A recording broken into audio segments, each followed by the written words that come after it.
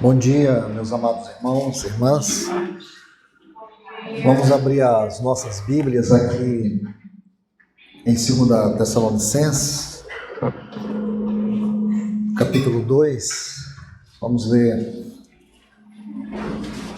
os versículos 1 a 4. Irmãos, no que diz respeito à vinda de nosso Senhor Jesus Cristo e a nossa reunião com Ele, nós vos exortamos que não vos demovais, não vos perturbeis, não estejais com as vossas mentes agitadas com facilidade, quer por espírito, quer por palavra, quer por epístola, como se procedesse de nós, supondo que tenha chegado o dia do Senhor. Ninguém de nenhum modo vos engane, porque isso não acontecerá sem que primeiro venha a apostasia e seja revelado o homem da iniquidade, o filho da perdição, o qual se opõe e se levanta contra tudo que se chama Deus ou é objeto de culto a Deus, a ponto de assentar-se no santuário de Deus, ostentando-se como se fosse o próprio Deus. Vamos orar. Pai, em nome de Jesus, nós estamos aqui mais uma vez confiados no poder do Teu nome, confiados na Tua graça, confiados no Teu Espírito Santo, que somente Ele pode nos ajudar nesta manhã com a Tua palavra. Então, Senhor, fale a nós, fale a cada coração aqui. O Senhor conhece a necessidade de cada um dos Teus filhos e das Tuas filhas que aqui estão. Então eu te peço encarecidamente no nome de Jesus, revela-te a nós. Derrama a Tua palavra sobre os nossos corações nesta manhã. Em nome de Jesus, amém. Pois bem, meus amados irmãos e irmãs, como eu disse desde o primeiro dia, que nós iríamos olhar esses textos de uma forma mais microscópica, vendo detalhes, porque é uma porção que nos traz aquele cenário, esse cenário que nós já estamos vivendo concernente o tempo da volta do Senhor. É um assunto, eu sei, que para muitos até indigesto, espiritualmente falando, mas para outros é de grande alegria, de grande conforto, de grande encorajamento. É como que um colírio nos olhos que nos ajuda a discernir detalhes da nossa vida, revelar a condição do nosso coração, das nossas motivações, dos nossos afetos, da nossa espiritualidade. Então, meus irmãos e irmãs, nós precisamos aqui ver mais alguns pontos nesse tempo que ainda temos. Hoje vamos estudar essa frase, o homem da iniquidade. A palavra iniquidade, ela vem de um termo original grego, que é anomos. O sentido aqui, a princípio, é a quebra da lei, infringir a lei, alguém sem lei, alguém que despreza a lei. E quando você busca esta palavra iniquidade aqui, também traz, no sentido espiritual, de uma forma mais estrita ou estritamente falando, fala de quebra de princípios. Porque ela tem uma designação geral e tem uma designação estrita. Aqui nós temos que analisar do ponto de vista bíblico, uma designação estrita, que significa quebra de princípios, e princípios aqui são princípios espirituais. Deixe-me colocar um texto que ele vai funcionar como uma moldura aqui dentro deste assunto. Mateus capítulo 7, a partir do versículo 21. Por favor, abra sua Bíblia. Peço aos irmãos que prestem bastante atenção nesses textos, porque aqui há uma advertência séria e algo muito delicado. Nosso Senhor vai dizer assim: nem todo o que me diz Senhor, Senhor entrará no reino dos céus, Observe bem. Ultimamente eu citei para você sobre espiritualismo, religiosidade, salvação psicológica. E isto, irmãos, é algo sério. Existe muita salvação aí que não tem nada a ver com o novo nascimento, tem a ver com a religião. Existe muitas formas de espiritualidade que não é espiritualidade, é espiritualismo. Sem realidade espiritual, sem intimidade com Deus. Então nós temos que ser muito cuidadosos. Olha o que o nosso Senhor diz: nem todos que me diz Senhor, Senhor entrará no reino dos céus, mas aquele que faz a vontade de meu Pai que está nos céus. Aí ele diz: muitos naquele dia, onde dizer-me Senhor, Senhor, possivelmente isso aqui tem a ver com 2 Coríntios, capítulo 5, versículo 10, o tribunal de Cristo. Senhor, Senhor, porventura não temos nós profetizado em teu nome, e em teu nome não expelimos demônio, e em teu nome não fizemos muitos milagres? Então lhes direi explicitamente: apartai-vos de mim, os que praticam iniquidade. Então, o que o Senhor está dizendo? Que muitas pessoas podem operar milagres. E lembre-se, nós estudamos isso, Apocalipse capítulo 13. Ali fala sobre o anticristo. Ali tem duas bestas. A primeira besta, o anticristo. A segunda besta, falso profeta. É o falso profeta que terá todo o movimento religioso em torno do anticristo. Ele vai fazer muitos milagres. Milagres, como diz o livro de Apocalipse, para enganar. Não é para edificar. Não é para glorificar a Cristo, mas para enganar. Jesus, ele disse assim em Marcos capítulo 16, versículo 15: ide por todo mundo pregar o evangelho a toda criatura, quem crê e for batizado será salvo. Ele vai dizer assim: e esses sinais seguirão aos que creem. Hoje é o contrário, somos nós que seguimos os sinais. Então muito cuidado, irmãos, muito cuidado. Eu sempre ouço as histórias das pessoas falando de coisas mirabolantes. Eu não, sinceramente, irmãos, eu não me empolgo com nada que não seja Cristo. Não me empolgo com nada. Eu acho que nós nem deveríamos. Você pode encontrar uma pessoa e dizer assim: olha, eu fui morto e eu ressuscitei. Nossa, e a minha vida de lá para cá, irmão, amém, você ressuscitou, amém, mas vai morrer de novo, tá? Agora, deixa eu te falar, a glória é do Senhor. Então, muitas vezes a gente gira em torno de coisas e não do Senhor. Eu não creio que uma pessoa que foi curada, ela foi curada para falar dela. Ela foi curada para falar do Senhor. E nem falar da cura dela, falar do Senhor. Eu vi muito isso na minha caminhada cristã. O ex-feiticeiro, o ex-não sei o quê, o ex-traficante, o ex-macumbeiro, o ex-matador, o ex... E as pessoas pegam o pecado deles e faz um ministério. Nosso ministério é Cristo, nossa mensagem é Cristo, nós pregamos Cristo. Não importa, não tem pecado, pecadinho e pecadão, né? Não tem o pequeno pecador e o grande pecador, todos dois, o pequeno pecador que acha que é pequeno e o grande pecador que acha que é grande, vai tudo para o inferno, se não receber Jesus como Salvador. Então nós precisamos desconstruir, desintoxicar nossa mente disso. E por que eu estou falando assim, irmãos?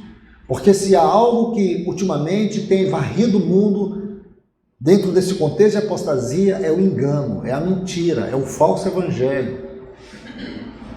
Um amigo meu que é criador de ovelhas me contou uma história, eu achei interessante. Ele disse assim: Luiz, eu vou todos os dias lá nas minhas ovelhas, aí eu coloco a comida, arrumo tudo para elas. Elas ficam numa felicidade. Mas um dia eu estava lá, quando eu vi elas se espalharam, saíram correndo. Sabe por quê? Passou um cachorro carniceiro. Elas saíram correndo atrás do carniceiro, queriam ficar só com ele. E eu lá com a ração, com a comida delas. Aí eu fiquei pensando, é ovelha mesmo. Como que elas têm facilidade de se distrair com coisas que não tem nada a ver com o caráter delas, com o senso natural da vida delas. E muitas vezes isso na igreja, irmãos. A gente vê esse texto do nosso Senhor dizendo que essas pessoas elas profetizam em nome dele, essas pessoas esperem demônios no nome dele, essas pessoas fazem milagres no nome dele, tendo como princípio a iniquidade, tendo como princípio o engano, a mentira. Eu não sei aqui em Rondônia, mas em Goiás, em Goiânia especialmente, onde eu resido, os cristãos, a Goiânia é a capital que tem o maior número de evangélicos no Brasil. Então, nesses últimos anos eu pude ver o quanto a igreja ficou desmoralizada.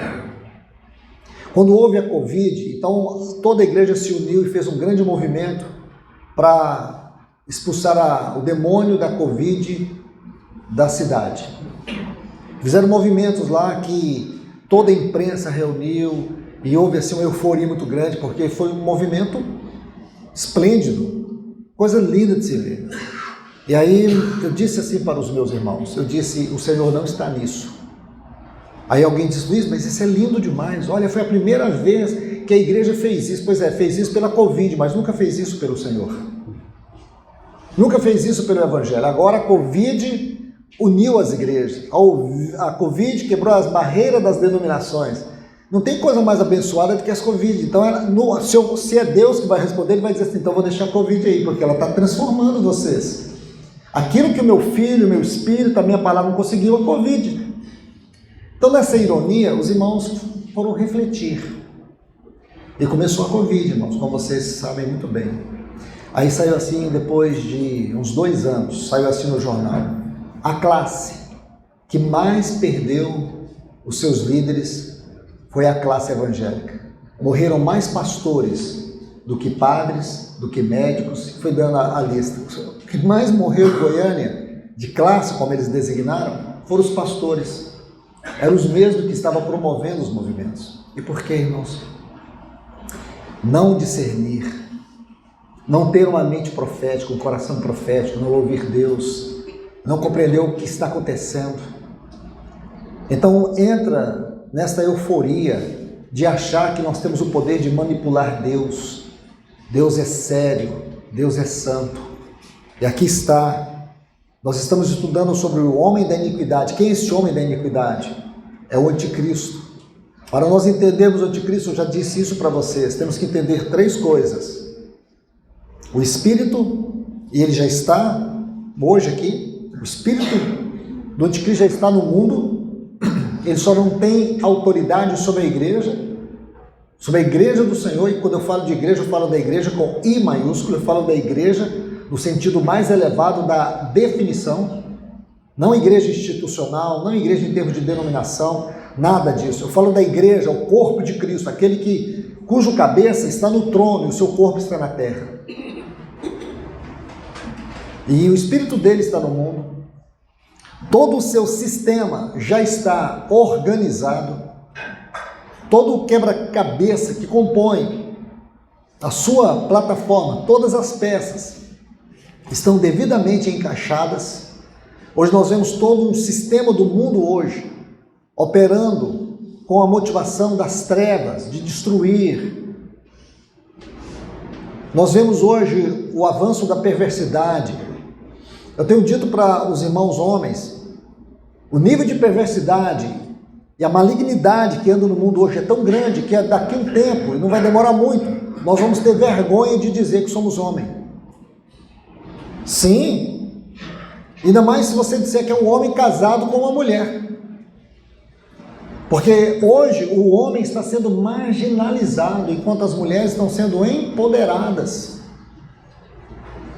Não existe aquele equilíbrio bíblico santo, maravilhoso, que nós temos, que cremos na palavra de Deus. Isso hoje está virando algo obsoleto. A maneira como o mundo está caminhando, destruindo esta imagem do homem, legalizando a perversidade, a imoralidade. Irmãos, irmãs, andando em alguns países na Europa, eu não tenho coragem de dizer para vocês o que existe, quais são as leis que existem nesses países. Vou contar só uma para vocês. Eu conversava com um irmão há pouco tempo.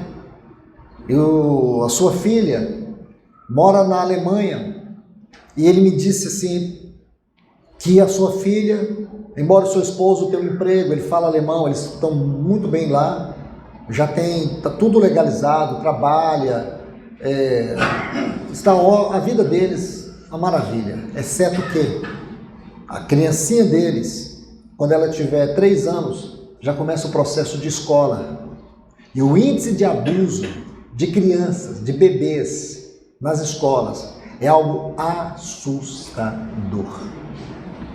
Eles vão vir embora para o Brasil, porque quando perceberam esse ambiente maligno, e assim, como ele me disse, segundo o genro e a filha, ninguém fala nada. Ninguém fala porque não tem como provar. Não tem como provar. O que existe hoje são ONGs que trabalham e não conseguem ter sucesso nenhum. São grupos de pais que formalizam denúncias que não conseguem ter sucesso algum, porque o abuso de criança nesses países é altíssimo. Esse é o mundo que nós estamos. E por que eu falo isso? Para que nós acordemos, meus irmãos. Nós precisamos acordar esse homem da iniquidade. Seu espírito está aí, sua plataforma está aí. Mas um dia e logo ele vai se manifestar. E podemos ser surpreendidos quando ele verdadeiramente se manifestar e sabemos o que é ele, ou quem é ele. Eu estou dizendo sim, o que é ele e quem é ele. O certo é que o que é ele ou quem é ele vai dominar os nossos afetos, vai dominar os nossos sentimentos, vai governar nossa espiritualidade, nossa devoção, vai nos manter aos seus pés, vai controlar o nosso tempo, vai controlar os nossos desejos, a nossa vontade. Ele vai manter um controle absoluto do mundo. Você quer um exemplo do anticristo? Vocês não escandalizem comigo não, mas eu vou dar um exemplo. O seu celular. Imagine se nós hoje descobríssemos que o nosso celular é o anticristo. Eu creio que todos vocês iam concordar, realmente, ele controla meu tempo, a minha vida, tudo. Eu estou dentro do meu celular. Ele é uma parte do meu corpo fora de mim. É sim ou não, irmãos? Sim. Eu olho para o meu celular e digo para ele, você é parte de mim. Sério. Irmãos, você não imagina, mas uma pessoa me disse assim, Luiz, eu fui assaltado. O cara roubou meu carro. Eu disse para ele, pelo amor de Deus, leva tudo, carteira, carro, tudo. Só te peço uma coisa, deixa meu celular. Deixa o meu celular. É tudo que eu te peço. Então, meus irmãos, olhe bem, digo isso para vocês. Nós estamos vivendo tempos extremamente perigosos. Se você abre a sua Bíblia, lá em 2 Timóteo capítulo 3, versículo 1, Paulo vai dizer para Timóteo de tempos difíceis, tempos perigosos. Ele vai falar do caráter, ele vai descrever 19 pontos que descreve o caráter da geração dos últimos dias. Os 19 pontos que Paulo coloca em 2 Timóteo capítulo 3, a partir do versículo 1, sobre a geração dos nossos dias. Falta de relacionamento com a palavra de Deus. Nunca tivemos uma geração cristã que fosse mais analfabeta, espiritualmente falando, como a nossa, a despeito de tantas ferramentas e versões de Bíblia que estão à nossa disposição. Nunca tivemos uma geração tão fria em relação à revelação e o conhecimento e aplicação da palavra de Deus. E aqui o nosso Senhor está dizendo algo muito sério sobre este espírito da iniquidade. E quando falo de iniquidade, não estou falando de perversidade ou de pecado, estou falando de quebra de princípios da palavra de Deus. E este é um ponto muito sério que nós temos que nos atentar. Vamos avançar um pouco aqui. Deixe-me citar um texto e quero examiná-lo num outro ponto, embora ele já foi citado, que é Efésios 6,12. Aqui em Efésios, Paulo vai falar sobre a nossa guerra espiritual, mas também sobre a nossa armadura espiritual. Ele vai tratar com detalhes. Ele começa desde o versículo 10. Quanto ao mais, irmãos, sede fortalecidos no Senhor e na força do seu poder. Então ele vai falar sobre resistir o diabo. Ele vai falar sobre resistir no dia mau. Ele vai falar sobre as astutas ciladas do diabo. Você vai ver tudo aí a partir do versículo 10. Essa palavra ciladas, ela vem de um termo que significa métodos imperceptíveis, invisíveis, que penetram na nossa mente, que nos enganam. Depois, ele vai falar sobre uma classificação de demônios, principados, potestades. Quando chega no versículo 12, ele vai falar assim, sobre as hostes espirituais da maldade atuando nas regiões celestiais, ou, como está na maioria das versões, os dominadores deste mundo tenebroso. Então vou usar isso aqui, dominadores deste mundo tenebroso. Essa palavra tenebroso aqui fala de escuridão, de visão obliterada. Está vendo aí? Ou cegueira. É justamente isso. Eu quero chamar a sua atenção, porque esta é uma obra que Satanás faz. Manter a nossa visão obliterada, cegueira espiritual. Você se lembra que quando o Senhor advertiu a igreja de Laodiceia, o que ele diz para esta igreja? Aconselho-te, Apocalipse capítulo 3, aconselho-te que de mim compre ouro refinado. Ouro na Bíblia fala da glória e do caráter de Deus. Porque essa igreja, ela perdeu isto, o caráter de Deus. Irmãos, a igreja não é uma instituição. A igreja não é organização. Não é. A igreja é o corpo de Cristo, o corpo místico de Cristo, é um organismo vivo. Então deixe-me dizer algo para você. A igreja, ela tem que ser descrita em termos espirituais.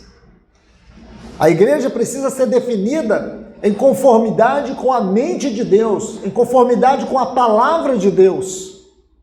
Então o Senhor diz para esta igreja comprar o ouro, adquirir o seu caráter. E ele diz mais ainda, são as palavras do nosso Senhor Jesus nessa carta, de Laodiceia. Ele diz também, colírio, para ungires os teus olhos, para curar a nossa cegueira. E a questão da cegueira espiritual, irmãos, não é quem não vê, é quem não quer ver. Este é o grande problema, é quem não quer ver. Aqueles que preferem não ver. Aqueles que se permitem ser enganados, se permitem permanecer no engano. É isso que esse texto está dizendo. Nessa linha que nós estamos agora interpretando esse texto, esses dominadores, a palavra aqui é cosmokratos, no texto grego, cosmo, essa palavra cosmo vem de arranjo, essa palavra cosmo tem a ver com o sistema do mundo, cosmokratos. Aqui ele está falando justamente que todo esse sistema do mundo que está em operação pelo espírito da iniquidade tem como objetivo cegar a nossa visão. Então, quando o inimigo usa todo o sistema deste mundo, quando o inimigo vai sistematizando todas as coisas, e ele vai nos engolfando, ele vai nos atraindo, o seu grande objetivo é obliterar, cegar, fechar a nossa visão celestial. E quando ele faz isso, meus irmãos, inevitavelmente, suas emoções passam a ser controladas, não pelo seu relacionamento com Deus, mas pelo seu relacionamento com o mundo. Você passa a ter um padrão determinado pelo mundo e não um padrão determinado pela palavra de Deus. Os seus valores mudam. Você passa a ter valores que estão baseados nos conceitos e na cultura do mundo e não na palavra de Deus. E aí é onde o cristão ele se torna o mundano. E digo para vocês, e falo isso com ênfase, por quê? Porque isso é algo comum na cristandade de maneira geral. Essas comunidades que estão reunidas aqui são comunidades privilegiadas, porque você já há algum tempo tem priorizado o ensino verdadeiro, a palavra viva. Vocês estão tendo contato com um evangelho vivo, um evangelho libertador, um evangelho que edifica a igreja. E glórias a Deus pelos anciãos, pelos irmãos que o Senhor tem aqui nessas comunidades, que tem levado vocês a recuperar o testemunho adequado da igreja do Senhor. Porém, de maneira geral, não é isso, irmãos. E nós temos que tomar cuidado. Mesmo que o Senhor tenha nos dado esta porta aberta sobre a edificação da sua igreja, no padrão celestial, nós que temos buscado viver o testemunho adequado do Senhor, nesse tempo, temos que ser extremamente cuidadosos. E esses pontos aqui, eles são pontos seríssimos, porque a terrível obra de Satanás hoje é cegar a nossa visão. E quando ele faz isso, o que ele provoca? Primeiro, ele rouba o lugar da palavra na nossa vida. Esses são sinais da cegueira. Esses são sinais deste mundo tenebroso que ele começa a implantar na nossa vida. Primeira coisa, qual o primeiro sinal dessa visão obliterada, dessa cegueira espiritual? Ele rouba o lugar da palavra de Deus. Então, à medida que eu for falando isso, vai se examinando na luz do Senhor. Como disse o salmista, na tua luz vemos a luz, que agora a luz da palavra do Senhor possa gerar luz no seu coração para que você tenha o discernimento adequado. Então, quais são os sinais da cegueira espiritual? Quais são os sinais que o mundo hoje, esse mundo tenebroso, esses cosmocratos, este homem da iniquidade que tem esse cosmocrato, como ele está hoje, de alguma maneira, atingindo a minha vida? Então vamos lá. A primeira coisa, a palavra de Deus não é mais central na minha vida. A minha devoção nela, a minha leitura, a minha distância dela. Geralmente a gente toma a palavra de Deus, às vezes, para ir na reunião, mas nem isso a gente está fazendo mais. Você não tem a leitura, você não tem aquela leitura contemplativa, você não tem aquela leitura devocional. Não é ler, é ser lido quando você lê. Não é tocar Deus, mas é ser tocado por Ele quando você lê. É quando você está lendo, esta palavra está te lendo, ela está falando com você. Ela está penetrando, ela está cortando, ela está te edificando, ela está te alimentando, ela está te dando luz. Um outro ponto da cegueira espiritual, superficialidade. Pessoas espiritualmente superficiais. Pessoas superficiais são pessoas sem conteúdo, sem vida, sem experiência cristã, sem realidade espiritual. Um terceiro ponto, espiritualismo ou hipocrisia religiosa. Pessoas que usam máscaras, porque a palavra hipocrisia vem de um termo grego que é hipócritos. Os hipócritos eram os atores. Como os atores procediam naquele tempo, eles usavam máscaras. Eles contavam história triste, colocavam a máscara triste. Contavam história alegre, colocavam a máscara alegre.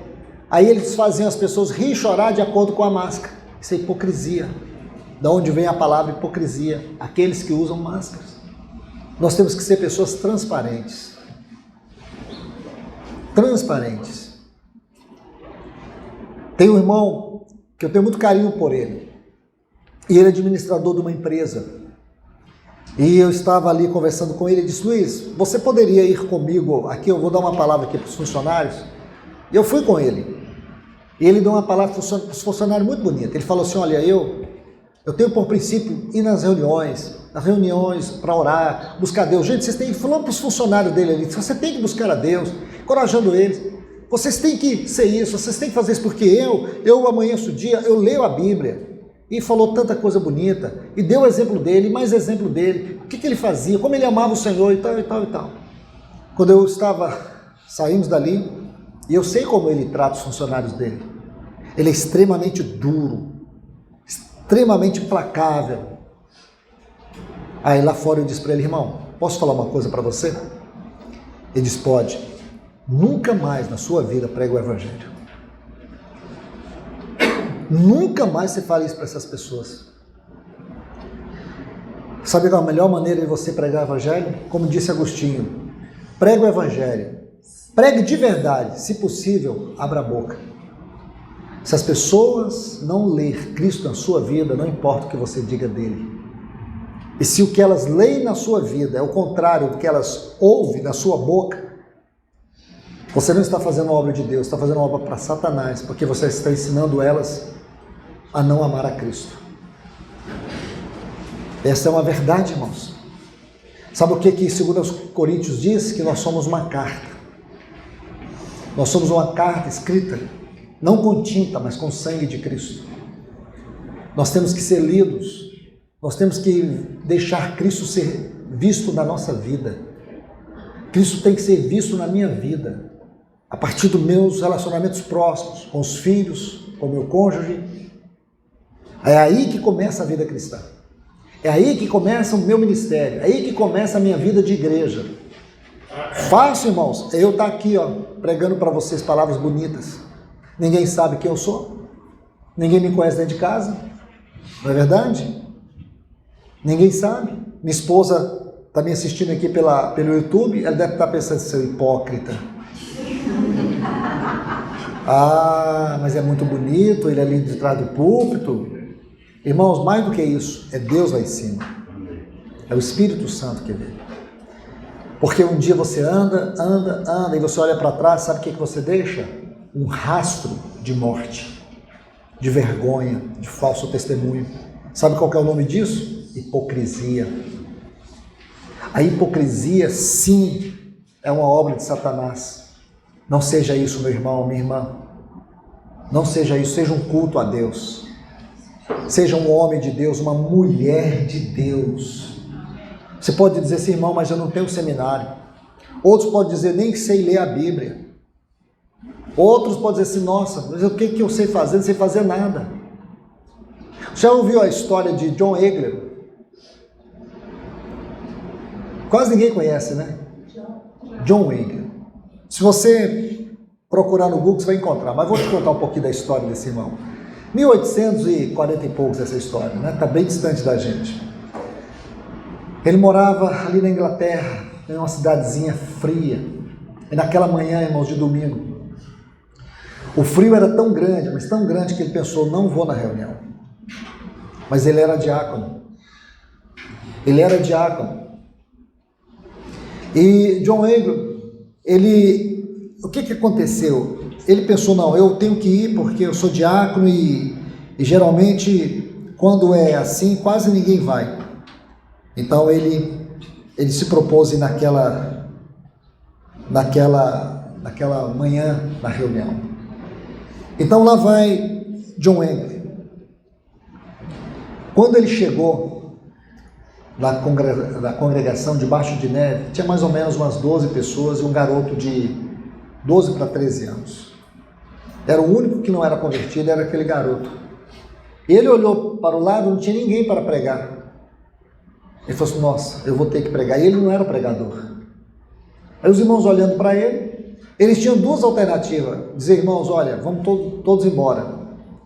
E ele dizer para o garoto, olha, infelizmente, não tem ninguém para pregar a palavra aqui. A gente vai ter que terminar a reunião antes dela começar. Mas ele não fez isso. Ele não fez. John Egler, ele fez algo muito bonito.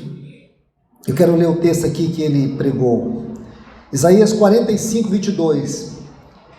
Ele pregou 15 minutos. Ele disse assim, olhai para mim e sereis salvos. Ele não tinha eloquência, ele não tinha estudo, ele não tinha formação teológica. Ele pregou esse texto. Olhai para mim e sereis salvos. Isaías 45, 22. Ele virava para aquele jovenzinho e dizia, jovem, olhe para o Senhor.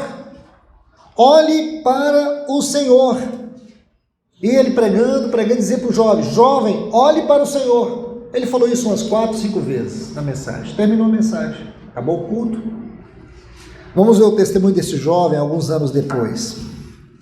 O jovem disse assim, ele escreveu, muitos anos depois, eu olhei, e então a nuvem do meu coração se dissipou. As trevas foram embora naquele momento. Eu pude ver o sol da justiça. Eu olhei e contemplei o Filho de Deus na cruz, porque ele dizia para aquele jovem: olhe, você vai ser salvo. Ele disse: eu olhei, e eu pude contemplar o Filho de Deus na cruz, o túmulo vazio, e eu pude crer. E eu fui invadido por uma graça tal que me fez estremecer. Então, eu não pude resistir. Esse jovem, ela era Charles Spurgeon, considerado o príncipe dos pregadores. Um homem que na sua geração levou multidões e multidões, milhões e milhares de pessoas a Cristo. E o John Wayne, ele só levou Spurgeon. Ele pode dizer assim: eu só fui usado uma vez na vida. Irmão, minha irmã, você pode não ter eloquência, você pode até achar que não é nada, e pode achar isso a vida toda, mas nunca duvide o que Deus pode fazer na sua vida e através dela. Então é isso que nós temos que entender, porque o outro lado é o que eu estou dizendo para vocês: é religiosidade, é hipocrisia. Isso não é o que nós somos. E vou colocar mais um outro ponto aqui, que esse filho da perdição, esse homem da iniquidade está operando hoje, tenta fazer isso na nossa vida, tenta fazer isso na igreja do Senhor, produzir a fome, a obsessão pelo prazer, pelo entretenimento e pela segurança nesse mundo. É o que Satanás procura fazer, porque ele sabe como essas armas são poderosas para nos distrair, para roubar o nosso tempo. E vou repetir mais uma vez aqui. Vocês podem até achar que eu sou repetitivo, mas a repetição é a quinta essência do ensino. Então eu vou repetir mais uma vez. Tempo fala de prioridades e preferência. Isso é tempo. Por isso que a Bíblia diz em Efésios, para nós remirmos o tempo, remindo o tempo, nós precisamos guardar o tempo de uma maneira muito especial, administrá-lo com muita responsabilidade. Você precisa entender isso. Então Satanás, ele sabe quais são as armas que ele pode usar para destruir ou me distrair, para me destruir. Ele usa justamente essas três coisas: o entretenimento, o prazer e a segurança neste mundo. Irmãos, o nosso entretenimento, como isso precisa ser administrado com extremo cuidado, como as nossas prioridades, o nosso prazer, tudo isso, nós temos que ser cuidadosos, porque pode ser que muitas vezes, por detrás de tudo isso, ou dessas coisas, existe uma cilada maligna. Isso pode virar depois uma compulsão. Muitas vezes as pessoas giram e vivem em torno disso. Nunca tivemos uma geração que fosse tão hedonista como a nossa. E muitos cristãos estão sendo levados por isso. E por último, uma profunda confusão na vocação celestial, no chamamento celestial. Os irmãos não sabem o que significa isso. Vocação celestial. Nós temos, todos nós. No dia que o Espírito Santo veio habitar dentro de nós, ele produziu em nós uma vocação celestial. A nossa vocação é celestial, é para os céus. Nosso destino é os céus. A grande mensagem que conclui a Bíblia é essa: que um dia nós seremos uma cidade nupcial, nós seremos a noiva, a esposa do Cordeiro, nós viveremos eternamente para Ele, nós estaremos diante do seu trono, nós estaremos diante dele, e logo em seguida, você precisa entender outro assunto, participaremos do seu reino, do seu universo, do seu governo. Nós não temos aqui palavras para poder explicar tudo isso, mas o que a Bíblia nos diz, que será um tempo de extrema e grande, gloriosa responsabilidade. E hoje o Espírito Santo está nos preparando. Por isso que Jesus trata esse assunto aqui em Mateus capítulo 7, a partir do versículo 21, sobre o reino dos céus. Nem todos que me dizem Senhor, Senhor, entrarão no reino. Sim, muitos cristãos não vão participar do reino de Cristo, e eles lamentarão por isso. Então, meus irmãos, esse assunto é sério. O assunto salvação e o assunto reino é um assunto que precisa ficar claro para os irmãos. Salvação você recebe quando crê. Agora, o reino é um processo, o reino é recompensa. A salvação é aquilo que Cristo fez por nós, o reino é aquilo que nós fazemos por Ele. Na salvação, Cristo deu sua vida por nós, no reino é nós que damos a nossa vida. Na salvação, Ele carregou a cruz por nós, no reino é nós que carregamos a cruz. É nós que andamos o caminho de cruz.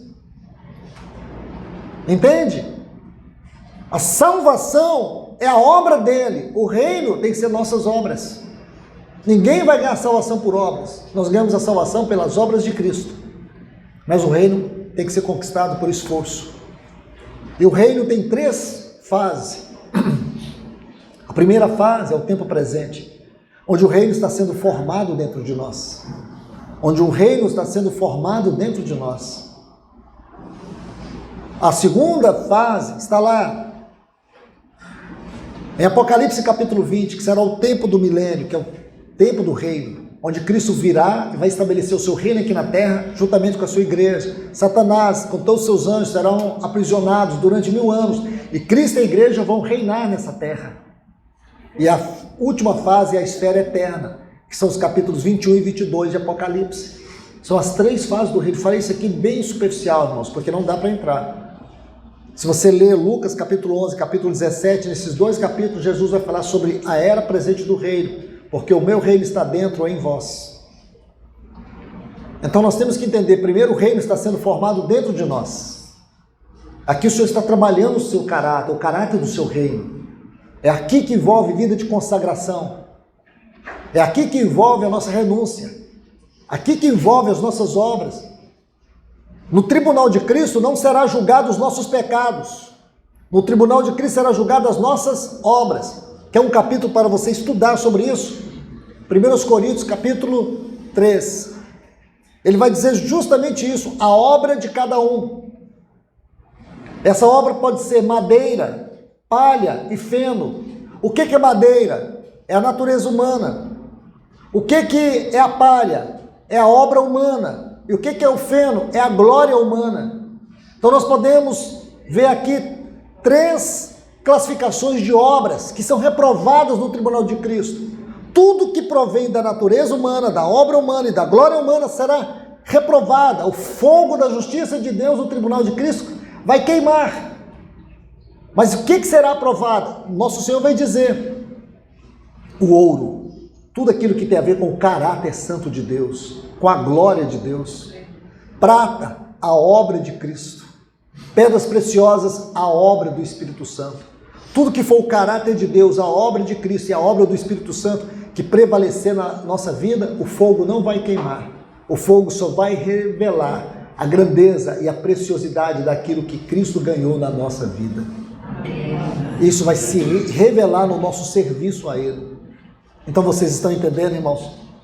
Esse é o ponto crucial de tudo isso. Se por um lado nós estamos vendo como esse homem da iniquidade, por meio de todos os seus instrumentos, ferramentas, sistema do mundo, o engano religioso, tudo isso tem procurado atrair, distrair para destruir muitos. Por outro lado, nós estamos vendo Deus, pelo instrumento da sua palavra, através do seu Espírito Santo. Ele está falando comigo, Ele está falando com você, Ele está tratando conosco face a face.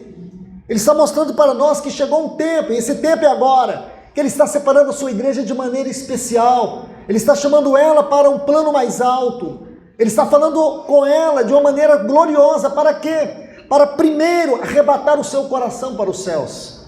Irmãos, nesse tempo agora o Senhor está arrebatando o nosso coração. Depois Ele vai arrebatar o nosso corpo. Então, se o Senhor não ganhar o nosso coração agora, nós vamos nos perder naquele grande dia, quando a trombeta tocar. Então eu louvo a Deus, porque o Senhor está falando conosco de maneira tão clara, de maneira tão séria. E existe algo aqui que eu ainda quero aproveitar para colocar para vocês. Nesse versículo 12, vamos ver mais um outro ponto também. Veja que Paulo diz assim: porque nossa luta não é contra carne e sangue, mas contra principados, potestades, contra os dominadores deste mundo. Ele vai dizer assim, contra as hostes espirituais da maldade atuando nas regiões celestiais. Você vai observar que aqui em Efésios, Paulo vai dizer no capítulo 2, versículo 6 assim, e nos fez assentar com Cristo nas regiões celestiais. Então você tem que juntar esses dois textos. Como assim? Nós estamos assentados com Cristo nas regiões celestiais. Essa é uma posição cristã. Essa é uma posição que nós temos por direito em Cristo. Hebreus 4,16 diz assim, acheguemo-nos, pois, confiadamente ao trono da graça. É uma outra forma de traduzir esse texto. Capítulo 10, e o versículo 19. Tendo, pois, intrepidez para entrar no Santo dos Santos pelo vivo e novo caminho que ele nos abriu por meio da sua carne. Então, entrar no Santo dos Santos pelo vivo e novo caminho é outra forma de traduzir esse texto. Que nós temos uma posição celestial. Meu irmão, minha irmã, não aceite a mediocridade como uma forma de vida cristã. Você tem uma posição celestial. Você pode se achar a pior pessoa do mundo. Se você sofre de baixa estima é porque você escolheu sofrer de baixa estima. Mas se você olhar para o evangelho que está no seu coração, não tem como você sofrer de baixa estima. Não tem. Você pode pensar assim, nossa, ninguém gosta de mim. Aí, irmãos, isso é coisa, fala para você, é pessoas umbigocêntricas. O centro delas está no umbigo aqui. Ela acha que o universo está no umbigo dela. Pare de olhar para você. Pare de sofrer de baixa estima. Eu conheço muitos irmãos que já falaram assim para mim, Luiz, olha, eu fui rejeitado pela minha mãe, minha mãe tentou, você acredita? Minha mãe até tentou me abortar, graças a Deus eu nasci. Então fica com graças a Deus que você nasceu, esquece que a sua mãe quis te abortar. Então muitos irmãos, eles querem se vitimizar, querem dizer que a vida, irmãos, vida não foi fácil para ninguém. Para ninguém. Muitas vezes, e quando você está dentro de uma assembleia como eu, que convivo com os irmãos há 25 anos, você conhece o sofrimento das pessoas. E muitas vezes eu me comovo. Muitas vezes eu me quebranto quando eu leio, especialmente irmãs. Especialmente as irmãs. Como as irmãs sofreram abandono, desprezo, agressões, abusos. Eu não estou dizendo que os homens não sofram, mas eu conheço muitas histórias das irmãs. E eu fico, muitas vezes, em choque no meu coração. Mas eu sempre digo para as pessoas, olha, tudo coopera para o bem do propósito de Deus. Uma vida não é fácil para ninguém. Não é fácil para ninguém. Quando eu li a história de John Owen, eu fiquei encantado e eu admiro muito os escritos dele. Por muitos anos eu li os livros dele e sempre achava que ele era um modelo de tudo. Mas um dia eu descobri que ele teve 11 filhos, ele enterrou os 11 filhos dele, morreram todos. Sua esposa também morreu. Você imagina? Então, a gente sofre, irmãos. A gente sofre, mas não temos o direito de ter uma baixa estima. Sabe por que você não tem direito? Porque existe um livro sagrado nos céus e lá está escrito o seu nome. E Deus chama você como filho, e Ele te aceita como filho, como filha, na mesma posição de filho que Jesus se encontra no seio dele. Não tem psicólogo aqui não, né, irmãos? Mas o certo é que se, eu falo para vocês, irmãos, se os irmãos entenderem isso, nunca mais vou precisar de psicólogos. Essa é a grande verdade. E outra coisa, todos os psicólogos cristãos que entendem isso são aqueles que mais ajudam as pessoas. Eu converso muito com os irmãos e irmãs que são psicólogos, eles falam a mesma coisa. Falam, Luiz, se o Conselho de Psicologia soubesse como eu trato os meus pacientes. E o mais interessante, essas pessoas estão extremamente atarefadas. Sabe por quê? Por causa desse princípio, que eles descobriram que a psicologia da palavra de Deus é a que cura e liberta eternamente. Então não tem por que você ficar aí transtornado, com estima baixa, com ansiedade. Não precisa você ficar desesperado com ansiedade. Por que é ansiedade? Em um determinado ponto é viver no amanhã. pensando, imaginando coisas que nem aconteceu ainda. Então não se preocupe com o amanhã, porque Deus já está nele. Entende? Ele já está no amanhã. Você não chegou lá, mas ele já está lá. Tempo é a menor partícula que compõe a eternidade. E Deus, ele está na eternidade. E nós estamos no tempo. Então não precisa ficar ansioso. Em certo sentido, todos nós somos ansiosos.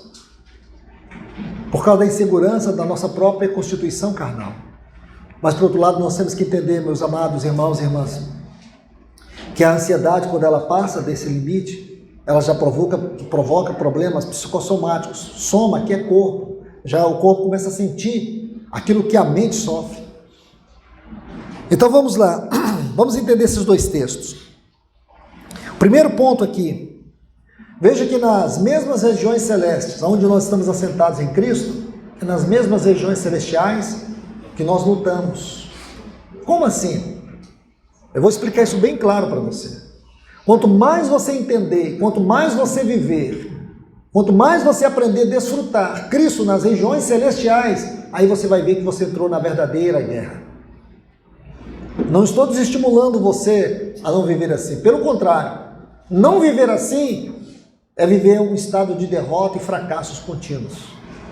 É não experimentar o que é vitória espiritual. Vou dar um exemplo para vocês. A partir de Êxodo capítulo 12, o povo de Israel sai do Egito, eles vão peregrinar por 42 estações. De Ramsés, no Egito, até os campos de Moabe, na margem do Jordão, perto de Canaã. Então Deus tira eles do Egito para levá-los até Canaã. Em 42 jornadas, eles fizeram 40 anos. E durante todo esse período, eles tiveram duas grandes guerras. A primeira foi lá em Êxodo capítulo 17. Êxodo capítulo 17. Essa primeira guerra que eles tiveram lá foi contra os amalequitas. Biblicamente falando, de acordo com a tipologia cristã, os amalequitas é uma figura da carne. Essa foi a primeira guerra contra os amalequitas, uma figura da carne. A segunda grande batalha está lá no livro de Números, no capítulo 14, a partir do versículo 35. Aqui, eles lutaram uma outra grande batalha. Não é o versículo 35, me perdoe, é o versículo 39 a 45. Números capítulo 14, o versículo 39 a 45. Aqui eles chegaram numa estação conhecida como Rimon Pérez. Vou situar vocês rapidinho sobre isso aí. Lembra quando Moisés enviou os espias para olhar a terra? Lembra? Isso foi em Números capítulo 13.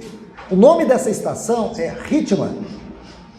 Então nós sabemos que os espias, 12 espias foram, voltaram, 10 trouxeram um relatório negativo mostrando o tamanho do inimigo e a impossibilidade deles herdar a terra. O povo ficou revoltado, desanimado, e o que eles fizeram? Disseram assim: vamos escolher um capitão e voltar para o Egito. Moisés rasgou as suas vestes, e a glória do Senhor apareceu, e Deus julgou aquele povo, e Deus disse assim para eles: essa geração não vai entrar em Canaã.